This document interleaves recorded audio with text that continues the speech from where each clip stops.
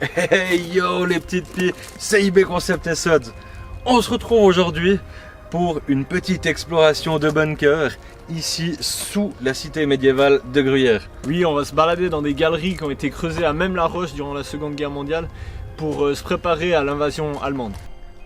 Hey, on est parti pour l'exploration de ce premier bunker qui est donc sous une tour médiévale. Donc on a ici une tour médiévale qui a été construite donc avec tout le reste du château et ils ont profité de ça pour intégrer un bunker juste dessous. Allez, on y va. On y va? Bon alors on y va. Alors là, c'est intéressant. Il n'y a pas de lumière là. Du coup la première porte qu'on va ouvrir gentiment. Donc ici. Et là, qu'est-ce qu'il y a? On est ici dans un bloc de tir d'environ 1941. Je tire simplement. Ah ouais, c'est bon. Donc il passait le canon 9 cm anti-char ici. Bon, il y a le camouflage encore devant, on l'a pas retiré.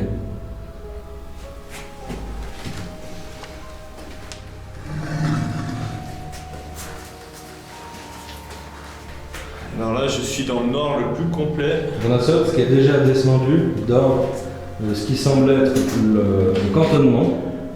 C'est vraiment incroyable d'être dans le noir complet. Donc on a ici en bas un cantonnement qui devait être pour environ 6 personnes. Et une bougie. Il y a une bougie et un lavabo.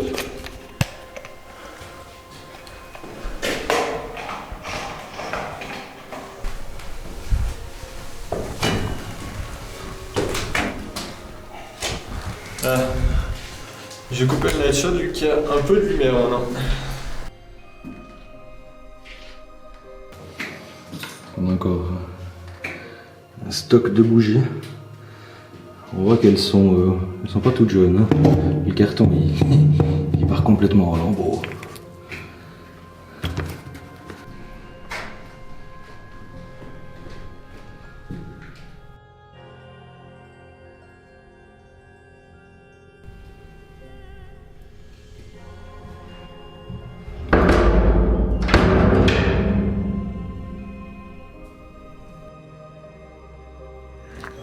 Alors voilà notre petite marche de descente vers le bunker principal qu'on va aller visiter. Ce bunker, moi, t'as quelque chose à dire IB Concept ou...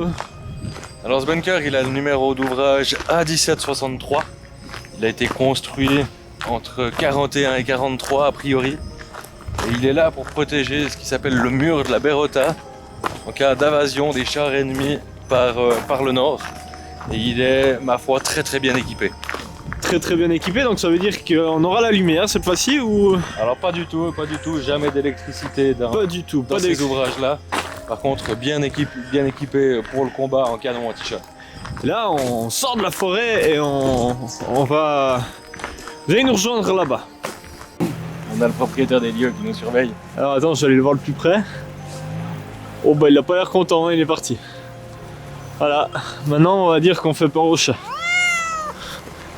Ici, on a, ça a été bouché, on a le robinet qui donne sur le réservoir d'eau du bunker pour donc alimenter via des captages en eau le bunker, qui était complètement autonome de ce côté-là. Donc ils avaient l'eau qui venait directement du terrain et puis... l'eau elle est captée dans le terrain, les eaux de pluie, et ça remplit un immense réservoir qu'on devrait voir tout à l'heure, qui servait en petite partie à l'hygiène, mais surtout à refroidir les armes, qui pour l'époque étaient pour une partie refroidies à eau. Donc les hommes, on s'en fout, c'est plutôt le matériel qu'on va s'occuper. Exactement. En temps de guerre, c'est un petit peu comme ça, quoi. C'est à la dure. On fait un petit footing? Allez, c'est parti. Petit footing. Allez, on dépasse IB. Allez, par droite, on fait l'extérieur. Et là, on arrive devant un chalet. Le chalet. On est au bon endroit là? Hein? Tu sais pas? Merde. Bon bah les gars, on verra si on retrouve le bunker. Bon les petits gars, on est arrivé devant l'entrée du bunker. Astucieusement bien caché sous un sapin. Il y a une petite rampe qui descend. On va pas tarder à aller voir ça, je sais pas ce que t'en penses. Bah oui, moi je suis impatient d'y aller, là c'est un peu glauque. On était un petit peu perdu dans les champs. On l'a trouvé, on a trouvé. Ah, parce qu'on est au milieu, vraiment au milieu des champs, des collines et tout. Et franchement, il est bien caché. Allez, on y va. On y va. Bon. Voilà, on va aller là-dedans. Autant vous dire que je suis pas du tout rassuré. Ça me plaît pas.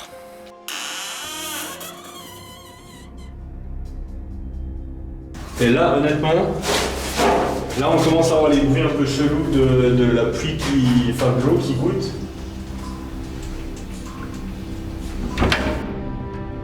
Et sérieusement, j'ai entendu des bruits. Hein? Je rentre pas là-dedans, j'ai entendu des bruits. Donc ça c'est la vraie porte. Hein. On va avancer. Donc on a un premier, on dirait un cantonnement ici.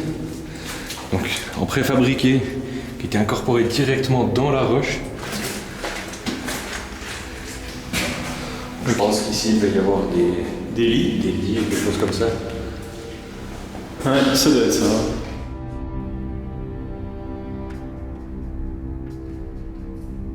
Donc on voit vraiment que l'élément préfabriqué, il a été intégré vraiment dans la caverne, qui a été creusée avec les moyens de l'époque. Hein. Donc on va avancer maintenant dans le couloir.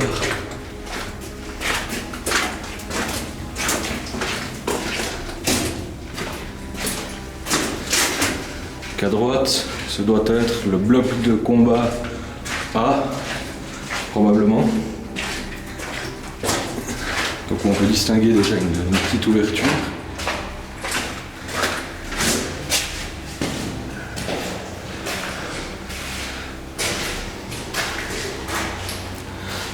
On retrouve les systèmes de radio, les bouchons pour les masques à gaz. Une première ouverture ici pour observateurs ou mitrailleuses légères qui donne donc complètement dans la forêt. Ici, on a toujours les mêmes marques. Hein. Attention avant le tir, enlever le camouflage. Donc là on a une deuxième ouverture avec un dispositif qui tient le camouflage. Et puis donc de ce côté on a la position pour le canon anti-char avec son ouverture. Ce qu'il faut savoir ici, c'est qu'à la base, c'était des canons de 4,7 cm qui étaient installés et ils ont été modernisés juste avant la fin de la guerre. On peut voir que le bloc en béton a été rallongé pour mettre des canons de 9 cm au lieu de 4,7. Ce qui est assez drôle aussi, c'est qu'on peut voir ici la marque ici qui a été creusée par après, qui permet en fait de passer le canon parce que les 9 cm étaient trop gros. Du coup, ils ont dit modifier le mur pour pouvoir passer le canon. Et on a encore même des emplacements donc, pour lâcher des grenades. Donc, le lieu est quand même assez bien conservé.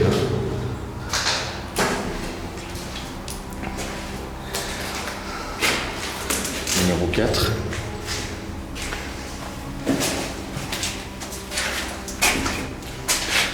On arrive ici sur un long couloir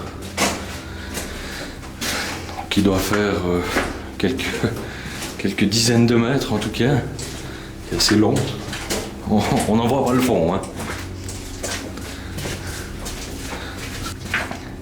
Et là, on a de nouveau un bloc en préfabriqué intégré dans la roche.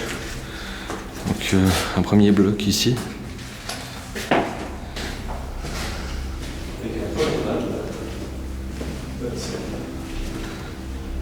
Celui-là est vraiment très très grand. C'est un peu oppressant quand même, hein, l'atmosphère. Il faut imaginer qu'il y a des soldats qui devaient pouvoir vivre ici pendant plusieurs jours, semaines. Donc totalement coupés du reste du monde. C'est vraiment impressionnant. Donc là on a une deuxième partie du bloc. Tu sais que moi je regarde toujours derrière en fait, je me dis peut-être que quelqu'un. Et là on retrouve justement le système de ventilation. Le fameux système de ventilation avec les vélos de soldats qui pédalaient en fait pour justement pour renouveler l'air du bunker. Est-ce que ça fonctionne? Oui. On entend que ça siphonne un peu l'eau.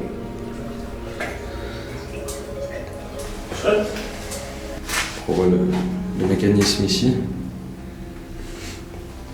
Donc pour ventiler complètement le bunker.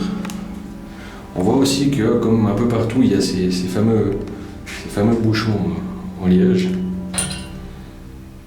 qui servent donc à brancher les masques à gaz si jamais les Tu te rends compte que tu respires juste par un petit tuyau? Ouais. Et là, on a donc une autre porte blindée qui est le deuxième accès de ce bunker. Parce qu'on va pouvoir rentrer le canon et puis aller enlever du coup, les camouflages qui sont devant les blocs de combat. Donc on voit l'accès rabaissé ici pour sortir et un poste d'observateur ici avec 3 points. Lanceur de grenade. Lanceur de grenade. On voit aussi le système pour les radios. Comme tu dis, l'atmosphère est vraiment pesante. Je ne sais pas exactement la profondeur à laquelle on se trouve actuellement. Mais c'est assez impressionnant quand même.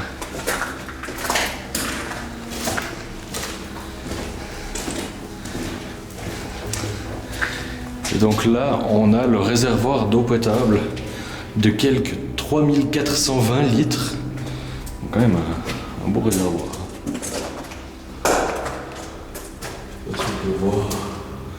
On voit le niveau de l'eau à l'époque.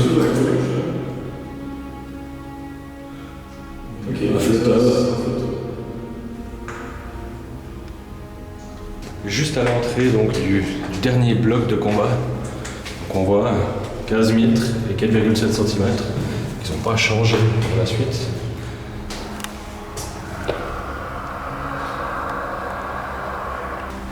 On retrouve ici aussi la ventilation auxiliaire du bloc de combat. Comment tu te sens maintenant qu'on est arrivé au bout de ce bunker? C'était oppressant, on a vraiment fait une longue marche, et puis c'est vraiment, on sent qu'on est au beau milieu de la montagne, et puis qu'il y a des gars qui ont tapé la roche avec des pioches pour faire une construction qui au final n'a jamais été utilisée. C'est étonnant. Puis toi, IB, qu'est-ce que t'en penses? Moi je pense que c'est un ouvrage absolument magnifique qui a été construit finalement par nos arrière-grands-parents pendant la guerre. Ils ont réalisé un travail absolument exceptionnel en très peu de temps. On voit que ça a été bien conçu, que c'est extrêmement bien caché. Par contre, alors que clairement, les soldats qui ont dû vivre là-dedans, ça devait être un enfer. Finalement, la seule vue sur l'extérieur, c'est ces petites meurtrières. Et vivre dans ces cantonnements avec l'humidité, beaucoup de personnes, ça doit être vraiment quelque chose de difficile. Et voilà les petites pies, on est au bout de cette exploration de bunker. J'espère que ça vous aura plu.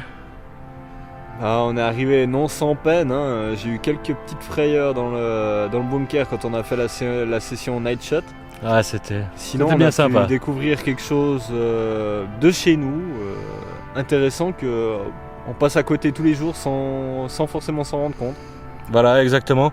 On en profite au passage pour remercier vivement la commune de Gruyère qui nous a ouvert les portes de ces bunkers.